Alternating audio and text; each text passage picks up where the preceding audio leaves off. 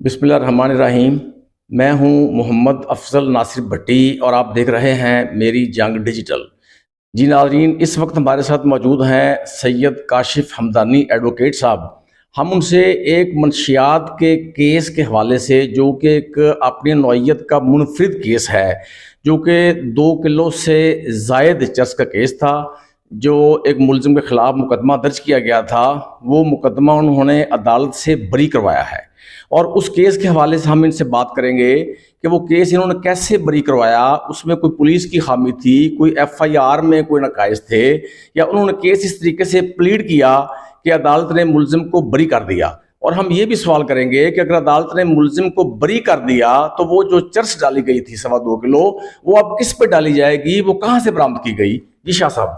बिस्मिल्लाहिर्रहमानिर्रहीम। सबसे पहले तो अल्लाह ताला का लाख लाख शुक्र अदा करते हैं कि अल्लाह ताला ने अपनी मेहरबानी और करम फरमाया। उसके बाद मैं आपका मशकूर हूँ, आपका बहुत बहुत शुक्रिया, आपने टाइम निकाला। भाईजान, ये मुकदमा नंबर है 645/25। थाना एडवीएन में ये मुकदमा दर्ज होता है 9C जुर्म के तहत, control of narcotics substance act के तहत। कितनी मंशियात थी? ये इसमें ऑलमोस्ट 2.25 किलो मंशियात डाली गई थी महर वहीद उर्फ नोमी पे जनाब। ये कहते हैं कि जी हमने इसको अली टाउन के गेट से पकड़ा। एफआईआर के मुताबिक? एफआईआर के मुताबिक, एफआईआर के कंटेंट्स के मुताबिक ये कहते हैं कि हमने इसको अली टाउन के गेट से चर्स फरोख्त करते हुए पकड़ा, जबकि हालातों वाकयात जो थे बदकिस्मती से एंटायर डिफरेंट थे। इस 27/4 से एक दिन पहले ये SHO एडवीएन और वकास ड्राइवर मोटरसाइकिल पे इस वहीद उर्फ नोमी को उसके घर से मामूली तफ्तीश के लिए लेके आए। एफआईआर दर्ज करने से एक दिन पहले कोट रुकनदीन खान से इन्होंने उसको मोटरसाइकिल पे बिठाया और जो थाना एडवीएन ले आए। अब कोट रुकनदीन से थाना एडवीएन जो रास्ता था, उसके डिफरेंट सीसीटीवी फुटेज में इनको मोटरसाइकिल पे साफ तौर पर देखा जा सकता था। अब एक दिन बाद जेली प्लांटेशन करके इसका जो है वो मुकदमा दर्ज कर दिया 2 किलो चर्च का। 2.25 किलो चर्च का। और मुलजम जो है वो तकरीबन 6 माह से जेल में बंद था। तो अल्लाह ताला ने करम फरमाया, हमने उसका केस जो है वो पूरी मेहनत से कंटेस्ट किया और हम केस जीत गए और मुलजम बाइज्जत बरी हो गया। किस बेस पे आप समझते हैं कि आपने केस को कंटेस्ट किया, प्लीड किया, जिस बेस पे मुलजिम को अदालत ने बरी किया? आप क्या खास वो अपनी प्ली समझते हैं जो प्ली लिया आपने? इसमें सबसे अहम बात जो इस मुकदमे की रही वो ये थी कि जैसा कि मैंने आपको अर्ज किया कि इन्होंने एक दिन पहले पकड़ा और सारी सीसीटीवी फुटेज जो थी वो डिफरेंट कैमरास की, उसमें कैप्शन आते गए। अब हमने वो कैप्शन डीपीओ साहब को भी दिए, उन्होंने एसपी इन्वेस्टिगेशन साहब की के पास इंक्वायरी मार्क की, लेकिन बदकिस्मती से वो इंक्वायरी भी मुलजम के खिलाफ गई। वो वीडियोस जो दी थी आपने कि फलां फलां जगह से लेके आ रहे थे इसको एक दिन पहले, जी, वो एसपी इन्वेस्टिगेशन साहब ने उस जो है वो एप्लीकेशन पे इंक्वायरी में भी कोई इंसाफ ना किया। अब हमने वो वीडियोस मजिस्ट्रेट साहब को दी, सबमिट की और एप्लीकेशन दी कि इसका ज़िमनी चलान सप्लीमेंट्री चलान में इसके चलान में जो है वो इसको शामिल मिसल किया जाए, क्योंकि ये एक सबूत है कि ये एक दिन पहले उसको लेके जा रहे हैं। अब ये 6 तारीख को 6/5/25 को मजिस्ट्रेट साहब ने ऑर्डर किया कि आप जो है तफ्तीशी को डायरेक्शन दी कि चालान के साथ इसको जो है वो सबूत को जो है वो जमा करवाया जाए। लेकिन तफ्तीशी साहब ने क्या किया कि उसी दिन जो है प्रोसिक्यूशन में चालान सबमिट कर दिया और हमने दोबारा कंटेम्प्ट फाइल की। कंटेम्प्ट में ये हुक्म सादर हुआ और अदालत ने तफ्तीशी साहब को कमरा अदालत में बुला के जो है वो हैंड ओवर की यूएसबी कि आप इसको ज़िमनी चलान मुरतब करें और ज़िमनी चलान मुरतब करके इसकी फर्द मकबूजगी बनाए सीसीटीवी फुटेज की। क्या ज़िमनी चलान मुरतब हो सकता है? जी बिल्कुल हो सकता है। ज़िमनी चलान उस वक्त तक मुरतब हो सकता है जब तक केस डिसाइड ना हो जाए।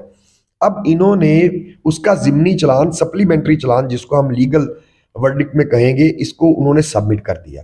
अब ये चालान जो है वो एज पर लॉ दोनों चालान जो है वो अदालत में सबमिट हो गए। पूरा केस कंटेस्ट हुआ और केस कंटेस्ट होने के बाद अदालत इस नतीजे पर पहुंची कि इसमें जो है ये ज्यादती की गई थी और जो है वो गलत मुकदमा दर्ज किया गया था और मुलजम जो है वो बाइज्जत बरी फरमा दिया।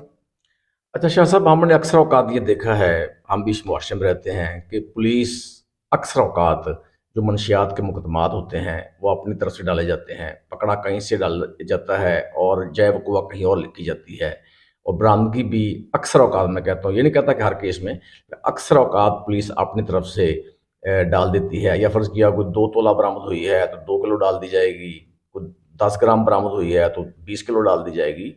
तो ये केस तो हर मतलब केस में ऐसे होता है कि वीडियो भी बनती हैं, सीसीटीवी फुटेज भी बनती है, फिर भी मुलजमान सजा हो जाते हैं, तो उनकी जमानत नहीं होती। तो आपने ये कैसे प्लीड की? सीसीटीवी फुटेज तो हर केस में बनती है पुलिस की कि ये गलत चालान कर रहे हैं, गलत मुकदमा दर्ज कर रहे हैं, तो आपने कैसे प्लीड किया?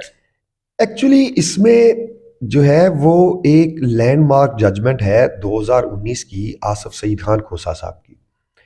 उसमें उन्होंने जो मॉडर्न डिवाइसेस जैसे सीसीटीवी फुटेज, व्हाट्सएप मैसेजेस और जो है वो अ, किसी भी किस्म की जो है वीडियो, ऑडियो, इसको उन्होंने एडमिसिबल करार दिया है।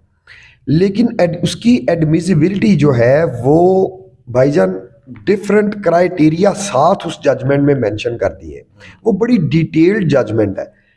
उस जजमेंट के तहत अगर आप उसके ट्रू लेटर एंड स्पिरिट के मुताबिक अमल करें और वकील जो है वो उसको उसी तरह प्लीड करे जिस तरह वो पैरामीटर डिटरमिन किए गए हैं, तो मैं नहीं समझता कि वो उसकी एडमिसिबिलिटी जो है या उसकी क्रेडिबिलिटी जो है वो डैमेज हो सकती है या उसको एडमिसिबल करार नहीं दिया जा सकता। इसके बाद एक केस और है जिस नूर मुकद्दम केस जिसको हम कहते हैं। वो क्या 302 का था? जी, नूर मुकद्दम केस में भी एक चीज डिटरमिन कर दी गई कि इसकी एविडेंशियरी वैल्यू क्या होगी, क्या ये एडमिसिबल होगा कि नहीं होगा। अब उस केस में जो एक लैंडमार्क जजमेंट है वो ये कहती है कि जनाब जो सीसीटीवी फुटेज है या ऑडियो वीडियो मैसेजेस हैं या व्हाट्सएप मैसेजेस हैं, ये सारी चीजें जो हैं ये साइलेंट एविडेंस है और ये साइलेंट एविडेंस ऑक्यूलर एविडेंस से ज्यादा वेटफुल है।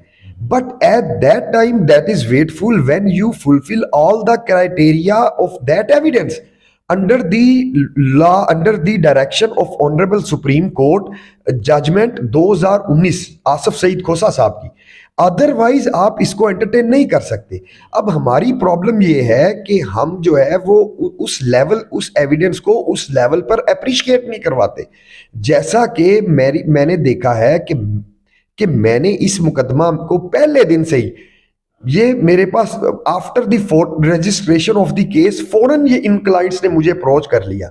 अब इनके अप्रोच करने के फौरन बाद मैंने उन डायरेक्शन के तहत, शायद ये पहला मुकदमा है जिसमें सप्लीमेंट्री चालान बन के आया है। अच्छा। हाँ जी, ये सप्लीमेंट उन्हीं डायरेक्शन के तहत मैंने इस मुकदमे को पैरेलल चलाया कि मैं फौरन बेल की तरफ नहीं गया। मैं इस मुकदमे को मैंने एक्विटल का केस बनवाया और इस तरह बनवाया जिस तरह सुप्रीम कोर्ट की डायरेक्शंस थी, या जिस तरह नूर मुकद्दम केस में इसकी एविडेंस कैसे वेटफुल की जा सकती है उसकी डिस्कशन थी। उन लाइन ऑफ डायरेक्शन के तहत अगर आप चलेंगे तो ये बिल्कुल वेटफुल एविडेंस है और बहुत बहुत बड़ी एविडेंस है ये। इस एविडेंस को ऑक्यूलर अकाउंट की जो एविडेंस है उस पर सुपीरियोरिटी हासिल है।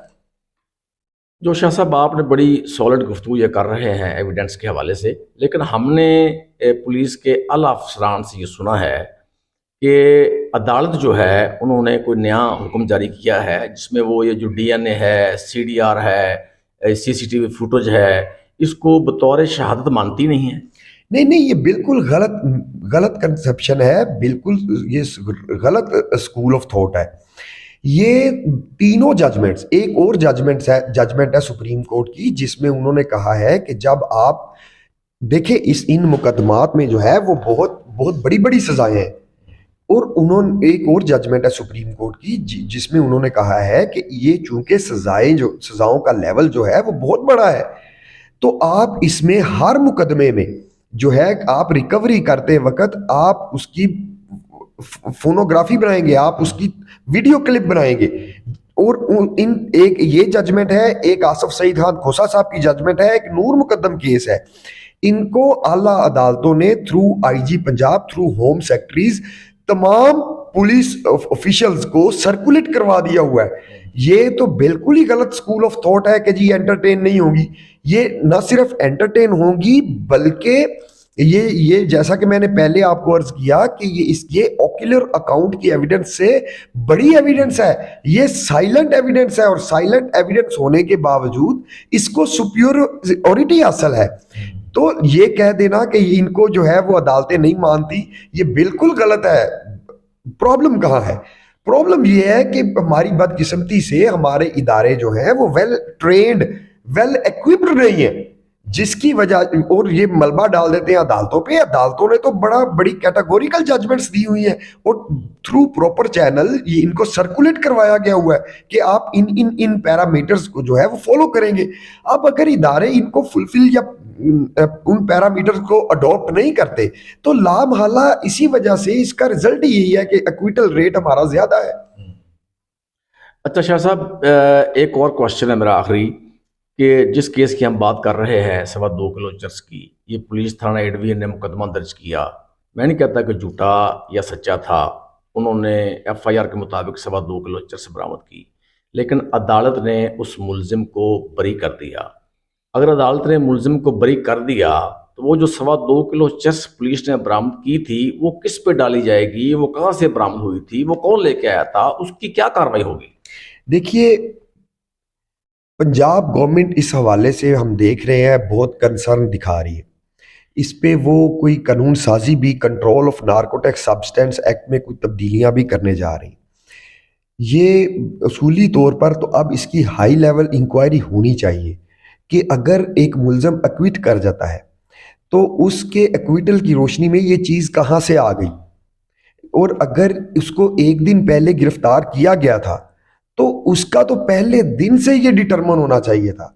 बट बदकिस्मती ये है कि हमारी रियासत जो है ये बिहेव इस तरह कर रही है कि जैसे एक मुकदमा दर्ज कर दिया है, अब वो चाहे कुछ हो जाए हम उससे 1 इंच पीछे नहीं हटेंगे। ये तो इंसाफ जो है इस मुलजम को एसपी इन्वेस्टिगेशन को देना चाहिए था। और कितनी देर लगती है? मैक्सिमम या आधे घंटे की इंक्वायरी नहीं हो सकती। अब एसपी इन्वेस्टिगेशन साहब ने इस मुकदमा में कोई 1.5 माह इंक्वायरी चलाई, और इंक्वायरी चलाने के बाद इनकी दरखास्त पे फैसला ही नहीं किया। तो ये अब चीजें जो है वो हाई ऑफिशियल्स के, इदारे के हाई ऑफिशियल्स के देखने वाली हैं कि अब इसको कैसे डिटरमिन करना है। बिल्कुल कभी गलत मुकदमात के अंदराज भी होते हैं, ये हमारी तारीख रही है, सही मुकदमात भी होते होंगे, लेकिन जब तक हम कंक्लूसिवली इस नतीजे पर नहीं पहुंचेंगे कि क्या ये मुकदमा ठीक हुआ या गलत हुआ, और इदारा इसको खुद से नहीं देखेगा, तब तक ये कबाहतें दूर नहीं हो सकती। लेट्स बी होपफुल के नए आने वाले एक्ट में इस हवाले से भी कोई खास कानून साजी की जाए, और मैं रिक्वेस्ट करूंगा पंजाब गवर्नमेंट से कि इस हवाले से सख्त कानून साजी की जाए कि अगर किसी पुलिस ऑफिशियल्स की वजह से कोई बेगुनाह इंसान 6 माह अंदर रह के आता है तो ये भी तो ज्यादती है, ये भी जुल्म है। तो इस हवाले से जो है वो लाजमी इदारों को खुद अकाउंटेबल होना पड़ेगा, खुद अकाउंटेबिलिटी प्रोसेस शुरू करना पड़ेगा। तब तक जो है वो बेहतरी नहीं आ सकती जब तक आप सेल्फ अकाउंटेबिलिटी नहीं करेंगे। तो इस हवाले से मैं यही रिक्वेस्ट करूंगा इदारों से भी कि अपनी अकाउंटेबिलिटी भी करें, ये बहुत जरूरी है। Thank you.